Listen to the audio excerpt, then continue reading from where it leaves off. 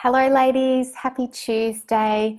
Thank you so much for being here with me again today. And firstly, before I get started on day 2, I just wanted to say thank you so much for each and every one of you for tuning in either to the live yesterday or via replay.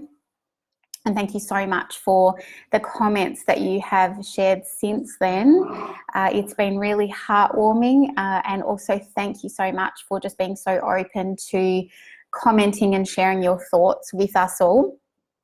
And it's interesting how so many of us do have the negative association with diets or dieting, and also, it just shows you how common that is as well, and also how overwhelming that can be, and how difficult and challenging that can be when you're coming from a negative space rather than a positive space as well. So today I'm going to ask you to be kind to yourself.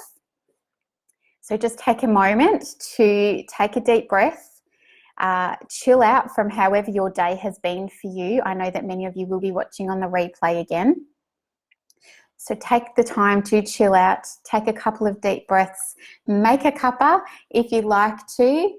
And yeah, just take a moment to appreciate how wonderful you truly are.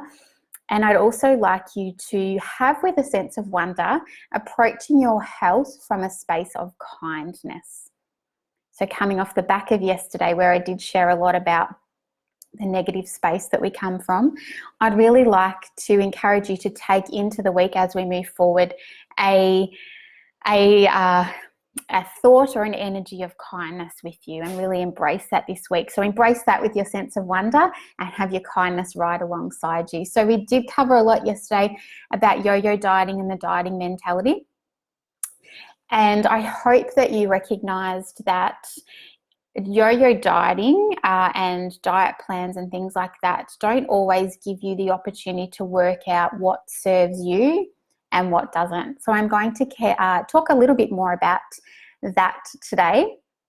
I did want to start off though with a beautiful quote that I love and often take myself back to. So you might be able to hear my puppies growling and playing along there. So sorry about that, but they've just come inside after I've been out, so they're a bit excited. But a quote that I often take myself back to. And I said to my body softly, "I want to be your friend." It took a long breath and replied, "I've been waiting my whole life for this." So I will share that as an image in the comments below, because I think it's something beautiful and a really good opportunity for you to think about your health from a different point of view, and from your body from a different point of view as well. So I do have some notes again today. So yeah, bear with me again if you see me looking side to side, but there's so much that I want to share with you, and really encourage you to dig a little deeper today when we're looking at our approach. So today is going to be about helping you go inwards and tuning into the needs of your body in a personal way so that you can get optimal results for you. Okay, so most diet plans are a one-size-fits-all approach. However, I'm sure that you would agree, if you look around, you will see that we all have different daily needs. Hi Xanthi, thanks so much for tuning in live. Yes, I'm sure you would agree that we all have different daily needs. So for example, young people eat differently to older people. Men eat differently to women. We eat differently in winter than we do in summer. People who work in an office have different requirements to those people who work a physical job.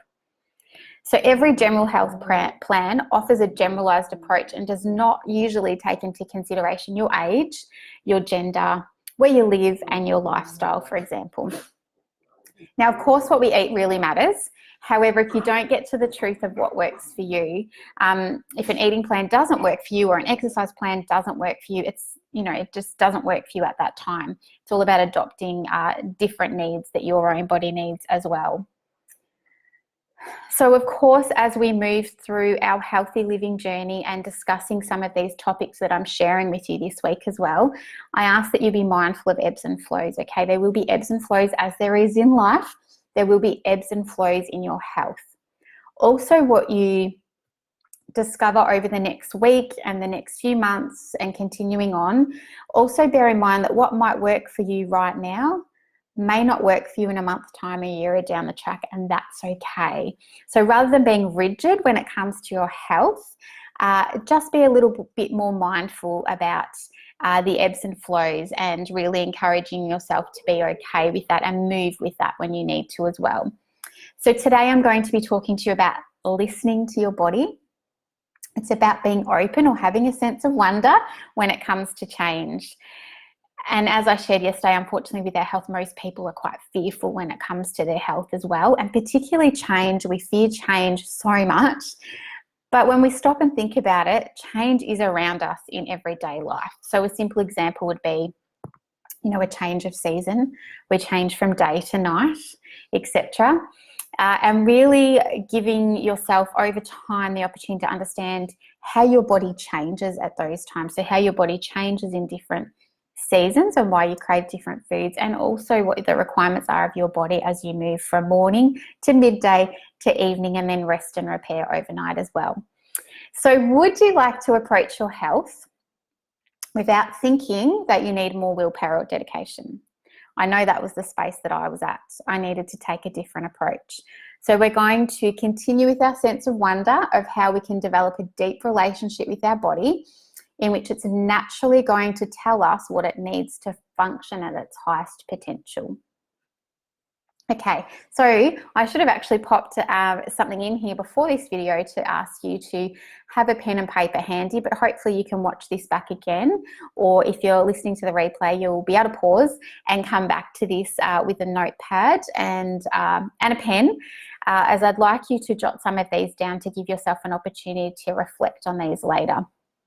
So here's some things that I'd like to encourage you to think about.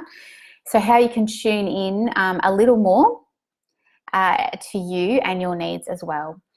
And also to give you an opportunity to have a think about what you currently do in your health and what you've done in the past. What things you liked about plans that you've done in the past, or what you're doing right now that's working for you, because it's all going to be about different parts of the puzzle to fit into a bigger plan as well. So what do I mean by that? It's about starting yourself with a foundation. So finding some things that work for you to build to have a foundation that then you can build upon over time. So none of this, let's get rid of everything and let's start something different. Let's work out what's working for you right now. Start with that foundation, but know that you can build on that over time as well. So number one is having a think about what serves you and what doesn't serve you. So giving yourself an opportunity to start to pay attention and recognize what's making you feel good and what's not making you feel so good. So this could be food related, it could be coffee. I have a bit of an up and down relationship with coffee. Sometimes it makes me feel good and sometimes it doesn't. So it's about me recognizing when it doesn't and thinking about what, does it come down to the time of day, or does it come down to whether or not I've had a good sleep, or if I've had food or not food. So coffee on an empty stomach for me is not great. So just starting to pay attention and recognize those things. I will share a couple of tools at the end as well of some tools that could support you whilst you're reflecting on some of these as well. So that's number one. Number two, and I know that a few of you loved the idea of this yesterday, which was switching to joy. So switching to joy around your health and nourishment. Honestly, this can be truly transformational when you can change your mindset from focusing on weight loss or perhaps, a fitness goal that you're working towards, when you can switch that and change it to that being about nourishment, fuel, and movement for you. So just have a think about some of the language there as well, which is my next point. So changing your language from bad or good, healthy and unhealthy, to nourishing and nutritious. And there might be some other language in there that you might like that sits well with you. Joy could be one for you as well. And, these can be words around what you would like to create around your health as well. So it could be health, could be joyous for you. It could be caring, it could be nurturing, it could be kind as well, as I shared below earlier in the video. So I think I'm up to number 4. The fourth point is to observe how your body responds to food or an activity or even an environment that you're in. So this is really about tuning in, which is why I asked you or encouraged you at the start of the video to sit back, take a deep breath, just pause from life for a moment. give yourself the opportunity to observe how your body responds to things around you. So, you know, foods in particular, right? We're eating a lot throughout the day. So how does your body respond to a particular food or a meal? As I've already covered, you know, getting to know your own body is really an essential step in discovering how you can stay healthy for the long term. Number 5, having a think about, do you actually find joy in purchasing your food, in preparing your food and cooking it for yourself and your family? And do you find joy in eating your food? Many of us are rushed, you know, we might be getting home late at night and, you know, gobbling down our food, or distracted during the day, which I need to keep in check. And this is something that I am working on, is, you know, not mindlessly scrolling through social media or, you know, eating on the go. Is actually sitting and enjoying my meal and what it is for me as well. So do you find joy in everything about food? And do you find joy, you know, in movement and exercise too? Have a think about, so number 6, what are some favourite foods that you love to cook for you and or your family? So what are some favourite foods and meals that you love to experience with your family as well? Take note of those and see if you can fit more of those into your life, or really, you know, on a weekend, perhaps it could be a celebration for you and your family for having one of your favourite meals. Number 7, changing your mindset around health. So I did cover a little bit of this before with your language as well. So, you know, just a reminder of using food for nourishment and fuel for your body, rather than it just being a substance that you eat. And rather, you know, or rather it being a good food or a bad food or a restricted food, or, you know, a food that's on my not to have list or my cheat list as well. Number 8, what are some activities that you love doing and how do they make you feel afterwards?